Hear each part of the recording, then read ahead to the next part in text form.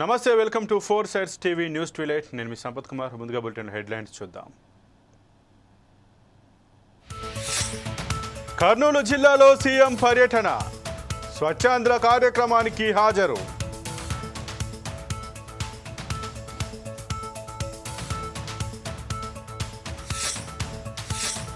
కోటి మహిళలు కోటీశ్వరులు కావాలి, తమ ప్రభుత్వ లక్ష్యమని సీఎం వ్యాఖ్య.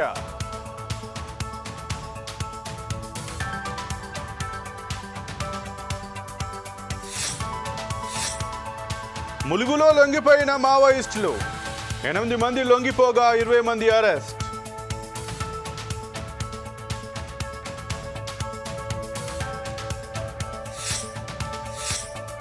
పాక్ ఇన్ఫార్మర్లుగా భారతీయులు, లేడీ యూట్యూబర్ సహా 6 అరెస్ట్.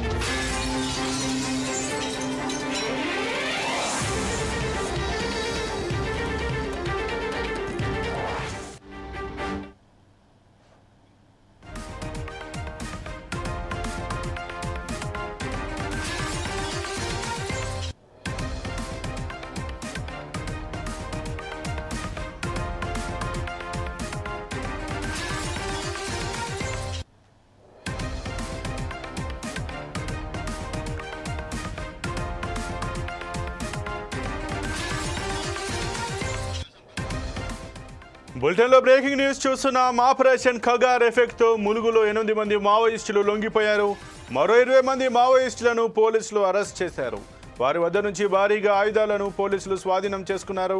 ఎస్పీ శబరీష్ ఎదుట వివిధ హోదాల్లో పనిచేస్తున్న మావోయిస్టు పార్టీ సభ్యులు లొంగిపోయారు. తెలంగాణ పోలీసుల ఎదుట లొంగిపోవడానికి నక్సలైట్లు సుముఖత చూపిస్తున్నారు. పోలీసులు నిర్వహిస్తున్న పోరు కన్నా ఊరు మిన్న, మన ఊరికి తిరుగు రండి అనే కార్యక్రమంతో సత్ఫలితాలు ఇస్తున్నాయి.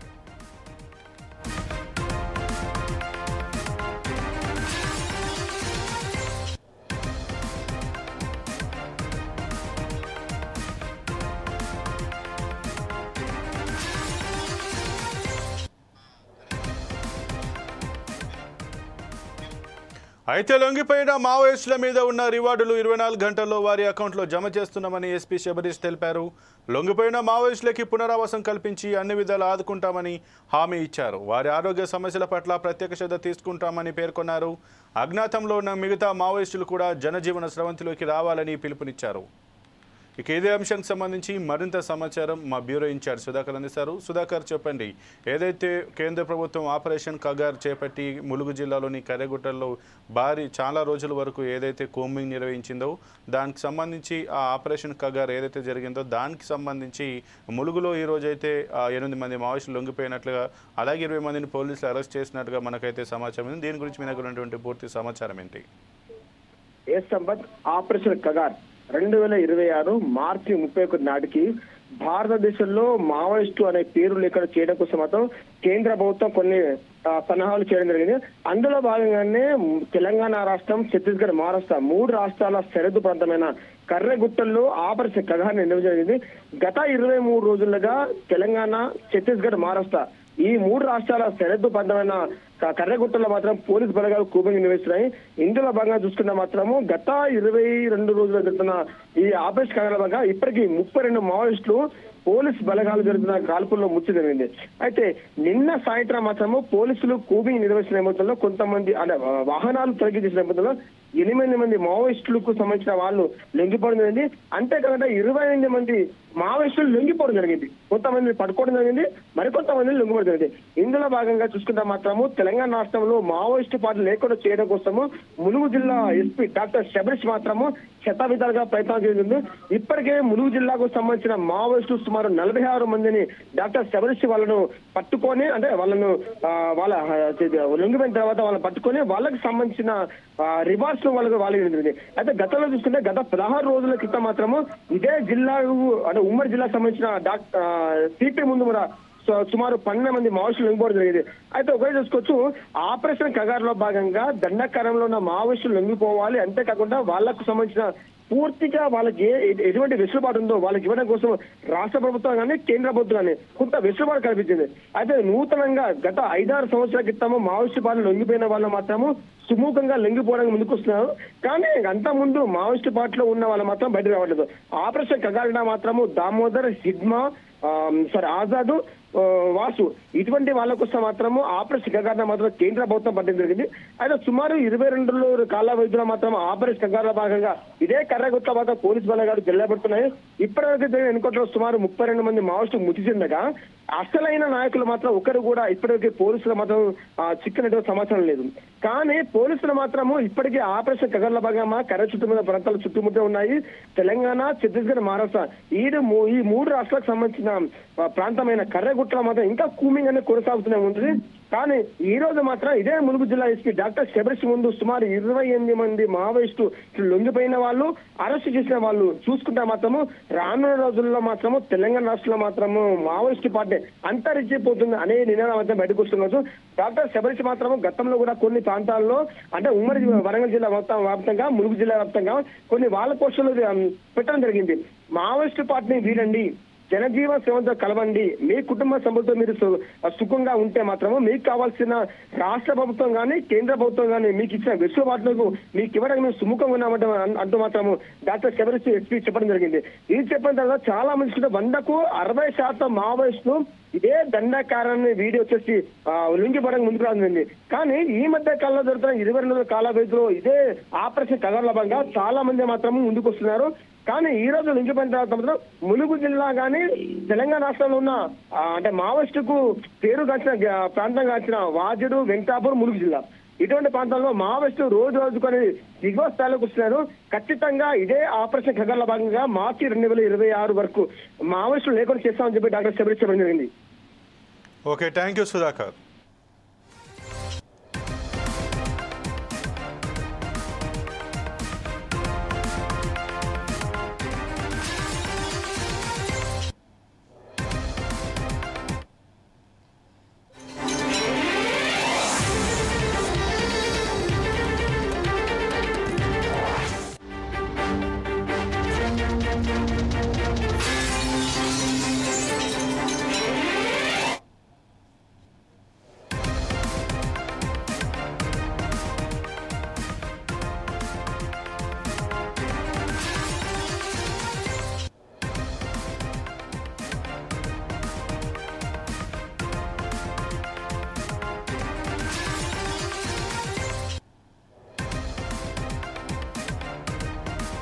పాకిస్తాన్ ఇన్ఫార్మర్లుగా భారతీయులు వ్యవహరించడం కలకలం రేపింది. పాకిస్తాన్ సైన్యానికి కీలక సమాచారాన్ని చేరవేస్తున్నారనే ఆరోపణలతో హర్యానాకు చెందిన ట్రావెల్ బ్లాగర్తో సహా 6 భారతీయులను పోలీసులు అరెస్ట్ చేశారు. వీరి నెట్వర్క్ హర్యానా, పంజాబ్ అంతటా విస్తరించింది. వీరు పాక్ ఏజెంట్లుగా, ఇన్ఫార్మర్లుగా వ్యవహరిస్తున్నారు. నిందితుల్లో ట్రావెల్ విత్ జో అనే యూట్యూబ్ ఛానల్ నడుపుతున్న జ్యోతి మల్హోత్రా కూడా ఉంది. ఆమె కమిషన్ ఏజెంట్ల ద్వారా వీసా పొంది 2023లో పాకిస్తాన్ సందర్శించినట్లు అధికారులు వెల్లడించారు.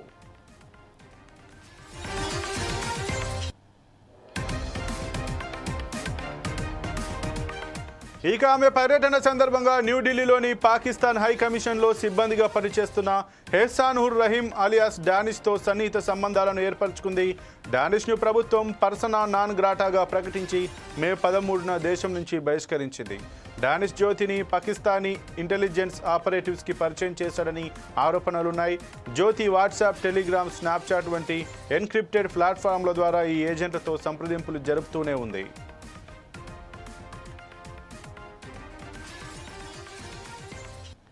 ఇక జ్యోతిపై భారతీయ న్యాయ సంహిత బిఎన్ఎస్ సెక్షన్ 152, అధికారిక రహస్యాల చట్టం 1923లోని సెక్షన్ 3, 4, 5 కింద అభియోగాలు మోపారు. ఆమె ఈ విషయాన్ని స్వయంగా అంగీకరించినట్లు పోలీసులు తెలిపారు. అంతేకాకుండా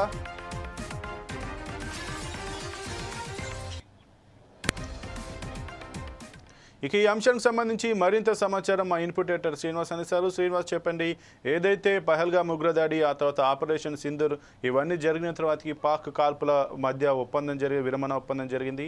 భారతదేశం పాక్ ఈ రోజు కూడా రెండోసారి చర్చ కూడా జరిగినటువంటి పరిస్థితి నేపథ్యంలో ఏదైతే భారత్లో ఉన్నటువంటి ఒక యూట్యూబర్ ఈ రకంగా పాకిస్తాన్కి ఇన్ఫార్మర్గా పనిచేస్తుంది అనే ఒక వార్తలు అయితే వచ్చినాయి. ఆమె అంగీకరించినట్టుగా కూడా ఈ నేరాన్ని పోలీసులకు చెప్పారు. దీని గురించి మీ దగ్గర ఉన్నటువంటి పూర్తి సమాచారం ఏంటి? సంపత్, ఏదైతే దేశ రహస్యాలను శత్రు దేశాలు పాకిస్తాన్కు చేరవేస్తున్న ఒక 6 మంది దేశద్రోహులను పోలీసులు అరెస్ట్ చేయడం జరిగింది. అందులో యూట్యూబర్గా ఉన్న జ్యోతి మల్హోత్రా కూడా ఉన్నారు. జ్యోతి మల్హోత్రా ట్రావెల్ బ్లాగర్ నిర్వహిస్తున్నారు. అందులో ఆమె వివిధ దేశాలు పర్యటిస్తుంటారు. అయితే ఆమె పాకిస్తాన్తో సంబంధాలు ఏర్పరచుకుంది. కొంతమంది కమిషన్ ఏజెంట్ల ద్వారా పాకిస్తాన్కు వెళ్ళింది 2023లో. వెళ్ళి అక్కడ నుంచి కొన్ని సంబంధాలు ఏర్పరచుకొని ఎవరైతే మన భారత్లో ఉంటున్న పాకిస్తాన్ ఎంబసీకి సంబంధించిన ఒక ఉద్యోగి డానిష్తోని సత్సంబంధాలు ఏర్పరచుకొని తద్వారా దేశ రహస్యాలు, ముఖ్యంగా సైనిక రహస్యాలు ఏవైతే ఉంటాయో సైనిక స్థావరాలు కావచ్చు, అదేవిధంగా దేశానికి సంబంధించిన కొన్ని కీలకమైన ఏవైతే మ్యాప్స్ ఉంటాయో వాటిని కావచ్చు, వాటిని అన్నింటినీ కూడా పాకిస్తాన్కి చేరవేస్తుంది అని చెప్పేసి స్పష్టమైన ఆధారాలు దొరికిన తర్వాతే పోలీసులు ఆమెను అరెస్ట్ చేయడం జరిగింది. ఆమెతో పాటుగా మరో 5గురిని కూడా అరెస్ట్ చేశారు. నిన్ననే మరో వ్యక్తిని కూడా అరెస్ట్ చేయడం జరిగింది, వీరేంద్ర సింగ్ అని చెప్పేసి. ఆయన కూడా హర్యానా వాసి. ఆయన కూడా దేశ రహస్యాలు చేరవేస్తున్న దాంతోనే అరెస్ట్ చేయడం జరిగింది. మొత్తానికి చూసుకుంటే కనుక ఆపరేషన్ సింధూర్ తర్వాత పోలీసులు కావచ్చు, భద్రతా దళాలు కావచ్చు, అంతర్గత దేశద్రోహులు ఎవరైతే ఉన్నారో వారి మీద దృష్టి సారించినట్లు మనకు కనిపిస్తుంది. అందుకోసమే ఒక్కొక్కరిగా ఎవరైతే అనుమానితులు ఉన్నారో అనుమానితులను ఒక్కొక్కరిగా కూడా పట్టుకుంటున్నారు. వారి నుంచి తగిన సమాచారం రాబడుతున్నారు. వారు దేశద్రోహం పాల్పడితే కనుక వారి మీద శిక్షకు కూడా వెనుకాడడానికి లేదు. ఎందుకంటే ఇలాంటి దేశద్రోహుల వల్లే మన దేశానికి సంబంధించిన అనేక రహస్యాలు పాకిస్తాన్ చేరుకుంటున్నాయి. తద్వారా వాళ్ళు అక్కడి నుంచి ఉగ్రవాదాన్ని పెంచి పోషించడానికి, అదేవిధంగా ఉగ్రదాడులు జరపడానికి ఇదొక రీజన్గా మారుతుంది. కాబట్టి ఇలాంటి దేశద్రోహులను శిక్షించాల్సిన అవసరం ఖచ్చితంగా ఉంది. అందుకోసమే వీళ్ళ మీద ఏవైతే లేటెస్ట్గా వచ్చిన భారత్ సంహిత కింద, చట్టం కింద ఏదైతే దేశ రహస్యాలు పక్క శత్రు దేశాలకు చేరవేయడం కావచ్చు, ఏ దేశానికైనా చేరవేయడం లేదు, ఆ చట్టాల కింద కేసును కూడా నమోదు చేయడం జరిగింది.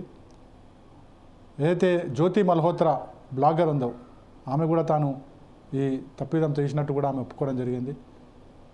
జ్యోతి మల్హోత్రా మీద కఠినమైన శిక్ష వేయాలని చెప్పేసి కూడా ప్రజలు కోరుకుంటున్నారు.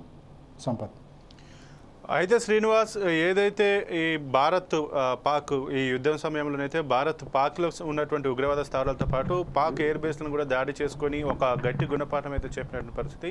ఇక ఈ నేపథ్యంలో భారత్లో ఉన్నటువంటి ఇన్ఫార్మర్లు కావచ్చు, స్లీపర్ సెల్స్ కావచ్చు, ఇక్కడ నుంచి పాకిస్తాన్కి వర్క్ చేసినటువంటి అందరిపైన కూడా ఇటు ఎన్ఐఏ కావచ్చు, అలాగే భారత్ ఇంటెలిజెన్స్ కూడా దృష్టి పెట్టి వీళ్ళందరినీ ఏరివేసే దిశగా కట్టుదిట్టంగా చర్యలు తీసుకుంటుందని మనం భావించవచ్చా? ఖచ్చితంగా. ఎందుకంటే ఇప్పుడు పరిస్థితులు మారాయి. ముందులాగా భారత్ లేదు. ఉగ్రవాదుల మీద రాజీ ధోరణి ఉండబోదు, అదేవిధంగా పాకిస్తాన్ విడిచిపెట్టేది లేదనే ధోరణితోనే ప్రస్తుతం మన దేశం ఉంది. మన ప్రజలు కూడా అదే కోరుకుంటున్నారు. సో ఈ నేపథ్యంలోనే ఇటీవల జరిగిన పరిణామాలు ఏవైతున్నాయో ఆ పరిణామాలు భద్రతా దళాలను, అదేవిధంగా కేంద్ర ఇంటెలిజెన్స్ సర్వీసెస్ను, అదేవిధంగా రాష్ట్రంలో ఉన్న ఇంటెలిజెన్స్ సర్వీసెస్ కావచ్చు, పోలీసు సిబ్బంది కావచ్చు, అందరూ కూడా ఎప్పటికప్పుడు అప్రమత్తం అయ్యాలా. ముఖ్యంగా విదేశీయులు ఎవరుంటున్నారో, పాకిస్తాన్ కావచ్చు, బంగ్లాదేశ్ సంబంధించిన వాళ్ళు ఎవరున్నారో వారందరినీ కూడా గుర్తించే పనిలో ఉన్నారు. ముఖ్యంగా స్లీపర్ సెల్స్ను కూడా గుర్తించే పనిలో ఉన్నారు. ఎట్టి పరిస్థితుల్లో కూడా ఈసారి ఉగ్రదాడి జరిగితే గనక ఖచ్చితంగా యుద్ధ చర్యగా భావిస్తామని ఎప్పుడైతే కేంద్ర ప్రభుత్వం హెచ్చరికలు జారీ చేసిందో ఆ నేపథ్యంలోనే ఇటు కేంద్ర రాష్ట్ర ప్రభుత్వాల ఇంటెలిజెన్స్ సర్వీసెస్, అదేవిధంగా పోలీసులు రంగంలో ఉన్నారు. ఖచ్చితంగా ఎవరిని వదిలిపెట్టే ప్రసక్తి లేదు. ఈ విషయంలో పార్టీలకు అతీతంగా, రాష్ట్ర ప్రభుత్వాలకు అతీతంగా ఈ చర్యలు ఉండబోతాయి అని చెప్పేసి కూడా కేంద్రం స్పష్టం చేయడం జరిగింది. Sampath, okay, thank you Srinivas.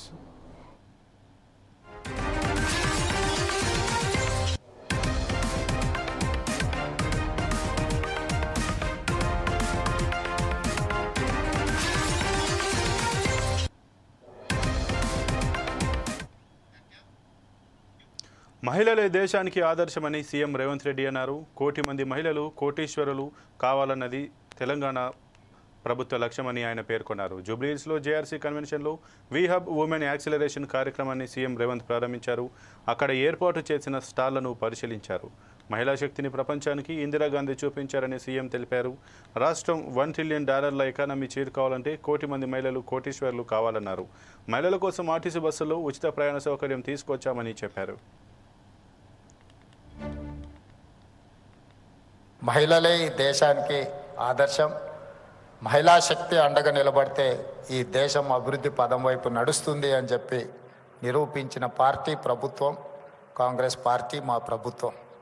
ఈరోజు కూడా మా ప్రభుత్వం ఏర్పాటు చేసిన తర్వాత అప్పటి వరకు నిర్లక్ష్యానికి లోనైన స్వయం సహాయక సంఘాలను ఆర్థికంగా నిలబెట్టాలి. మహిళ ఆర్థికంగా నిలబడితే, ఒక్క మహిళ ఆర్థికంగా నిలబడితే ఆ కుటుంబాన్ని పూర్తి స్థాయిలో ఆర్థికంగా నిలబెడుతుంది. అలాంటి ఒక మహిళ కుటుంబాన్ని నిలబెడితే 1 కోటి మంది మహిళలు తెలంగాణలో ఆర్థికంగా నిలబడి 1 కోటి మంది మహిళలు కోటీశ్వరులు అయితే తెలంగాణనే ఈ దేశానికి ఆదర్శం అవుతుంది.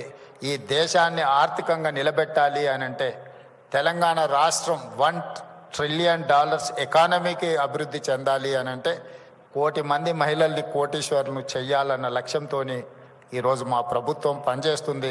అందులో భాగంగానే ఈరోజు ఇంతమంది మహిళల్ని ఇక్కడికి పిలిపించి ఇక్కడ ఇంత మంచి కార్యక్రమాన్ని ఏర్పాటు చేసి ప్రోత్సహించే పనిచేస్తున్నాం. మీ అందరికీ తెలిసి ఇక్కడికి వచ్చిన మహిళలకు గతంలో మీరందరూ పండుగకు అమ్మగారింటికి వెళ్ళాలన్నా, ఇంకేదైనా కార్యక్రమాలకు అమ్మవారిని దర్శించుకోవాలంటే ఇంట్లో బస్ ఛార్జీలు అడగాలి. ఇంటైనా లేదు అని అంటే మీరు వెళ్ళే పరిస్థితి లేదు. కానీ ఈరోజు తెలంగాణ రాష్ట్రంలో మన ప్రభుత్వం వచ్చిన తర్వాత మహాలక్ష్మి కార్యక్రమం ద్వారా ఈ రాష్ట్రంలో మహిళలు ఎక్కడికి వెళ్ళాలన్నా, అమ్మవారిని దర్శించుకోవాలన్నా, అమ్మగారింటికి వెళ్ళాలన్నా ఆర్టీసీలో మీరు ఎక్కడ చేయి చూపించినా అక్కడ ఆపి మీరు కావాల్సిన దగ్గర దిగడానికి ఆర్టీసీలో ఉచిత ప్రయాణం మా మహిళా సోదరిమణులకు అందించిన ప్రభుత్వం మన ప్రభుత్వం. మహిళలకు ఒక ప్రత్యేక నజరానా శ్రీమతి సోనియా గాంధీ గారు ఇచ్చారు. దాదాపుగా ఇప్పటికీ 16-17 నెలల్లో 5,200 కోట్ల రూపాయలు ఈరోజు ఆర్టీసీకి రాష్ట్ర ప్రభుత్వం చెల్లించడం జరిగింది. మా మహిళలు ఆర్టీసీ ఉచిత బస్సు ప్రయాణం వినియోగించుకోవడం వల్ల ఆడబిడ్డలకు ఒక్కొక్కరికి దాదాపుగా నెలకు 5,000 రూపాయల ఆదాయం మిగలడమే కాకుండా ఆర్టీసీ కూడా ఈరోజు లాభాల బాటల్లో నడుస్తుంది. గతంలో ఆర్టీసీ నష్టపోయి ఆర్టీసీని ప్రైవేటైజ్ చేస్తారన్నంత ప్రమాదానికి దారితీసింది. ఆనాడు జీత భత్యాల కోసం వాళ్ళు నిరసన తెలిపి బందులు పాటిస్తే దాదాపుగా 50 మంది కార్మికులు చనిపోవడం జరిగింది. అలాంటి ఆర్టీసీలో 50,000 మంది కార్మికులు ఉన్నారు. ఇవాళ 50,000 మంది కార్మికులు ఆర్టీసీ లాభాల బాటలో నడవడం వల్ల ఆ కుటుంబాలన్నీ కూడా బాగుపడ్డాయి అని అంటే మా ఆడబిడ్డలకి ఈరోజు తెలంగాణ రాష్ట్ర ప్రభుత్వం మహాలక్ష్మి పథకం ద్వారా మీకు ఆర్టీసీలో ఉచిత బస్సు ప్రయాణం అందించడమే ఈరోజు ఆర్టీసీ లాభం. ప్రతి నెల 3వ శనివారం ఇల్లు పరిసరాల్లోని శుభ్రతపై దృష్టి పెట్టాలని ఏపీ సీఎం చంద్రబాబు పిలుపునిచ్చారు. కర్నూలు జిల్లాలో పర్యటిస్తున్న ఆయన స్వర్ణాంధ్ర స్వచ్ఛాంధ్రలో భాగంగా ఈ మేరకు ప్రజలతో ప్రమాణం చేయించారు. రాష్ట్రంలో పచ్చదనం పెంపొందించాలని ప్రజలకు విజ్ఞప్తి చేశారు. ఉద్యోగులు కూడా ప్రతి 3వ శనివారం శుభ్రతపై దృష్టి పెట్టాలన్నారు. తడి పొడి చెత్త సేకరణతో ఎన్నో ఉపయోగాలున్నాయని సీఎం అన్నారు.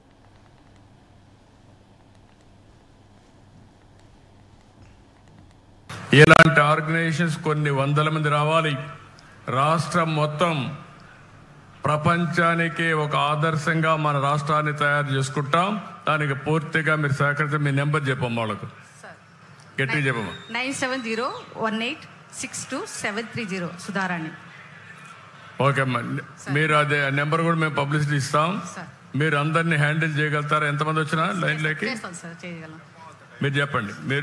మీరు ఎక్స్ప్లెయిన్ సహకారం ఉంటే కనుక స్వర్ణాంధ్ర స్వచ్ఛాంధ్ర లెక్క ఆరోగ్యాంధ్ర చేయగలరు సార్ ఈ పథకం ద్వారా. వర్కౌట్ చేస్తున్నారండి గారు నేను చెప్తానమ్మా. సార్ మనము మైదుకూరులో ప్రోగ్రామ్ చేసిన తర్వాత మెప్మా ద్వారా ఈ కార్యక్రమాన్ని చేస్తున్నాం sir. So MEPMA SHG members అందరితో కూడా ఈ సంవత్సరంలో 5 లక్షల మందికి చేయించాలని సార్.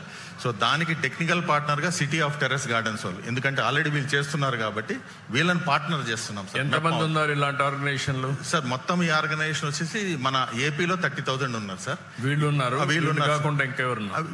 ఎలాంటి ఆర్గనైజేషన్ మేజర్ గా ఈ స్థాయి ఆర్గనైజేషన్?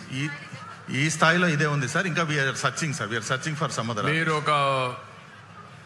మాకు 1 కోటి మంది పైన 1,20,00,000 మంది డాక్వా సంఘాల్లో ఉన్నారు, మెప్మా డాక్రా ఉన్నారు. వాళ్ళందరూ మీకు ఆర్గనైజేషన్ అంతా సహకరిస్తారు.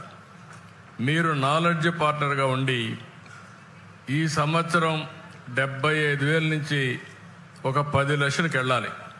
చేయగలుగుతారా?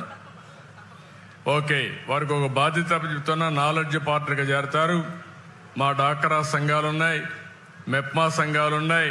వారందరికీ విజ్ఞప్తి చేస్తున్నా, మీరు ఒక బాధ్యతగా మీరు తీసుకుంటారు, దాన్ని ఒక ఉద్యమంగా ముందుకు తీసుకుపోతాం. థ్యాంక్ యూ మా. కూటమి ప్రభుత్వం పాలనా వైఫల్యాలను కప్పిపుచ్చుకునేందుకే అక్రమ అరెస్టులు చేస్తుందని ఎమ్మెల్సీ వరదు కళ్యాణి ఆరోపించారు. హామీల అమలులో ప్రభుత్వం విఫలమైందని ఎమ్మెల్సీ ఆగ్రహం వ్యక్తం చేశారు. రాష్ట్రంలో నియంత పాలన సాగుతోందన్నారు. రెడ్ బుక్ రాజ్యాంగం అమలులో భాగంగా గత ప్రభుత్వంలో పనిచేసిన ఐఏఎస్ అధికారులు ధనుంజయ రెడ్డి, కృష్ణమోహన్ రెడ్డిల అక్రమ అరెస్టులను తీవ్రంగా ఖండిస్తున్నట్టు చెప్పారు. చంద్రబాబు డైవర్షన్ పాలిటిక్స్ చేస్తున్నారని ఎమ్మెల్సీ మండిపడ్డారు.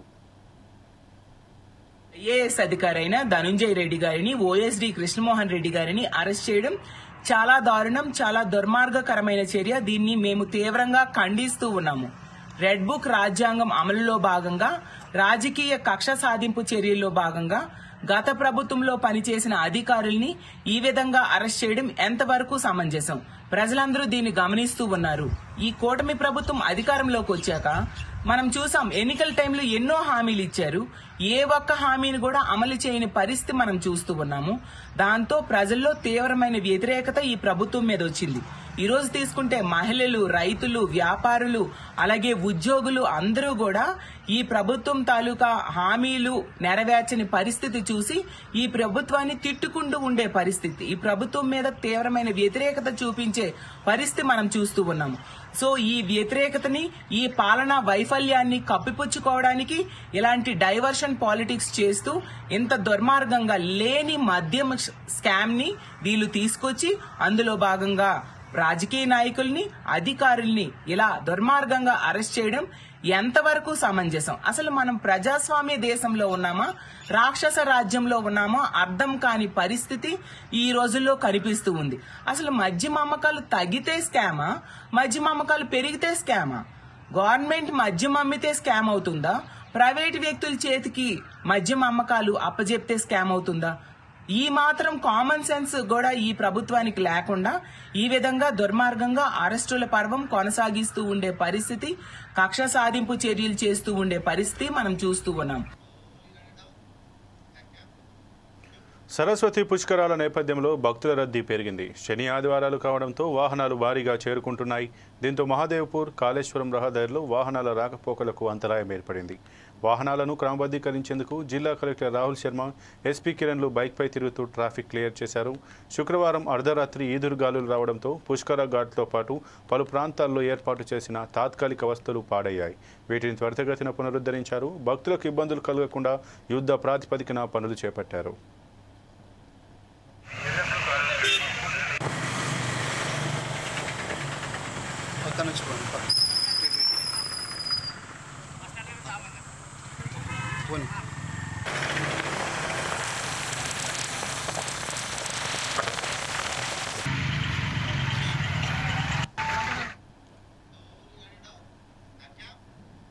ఇక ఇవి ఇప్పటివరకు బులెటిన్లోని అప్డేట్స్. మరిన్ని అప్డేట్స్ కోసం చూస్తూనే ఉండండి 4 Sides TV.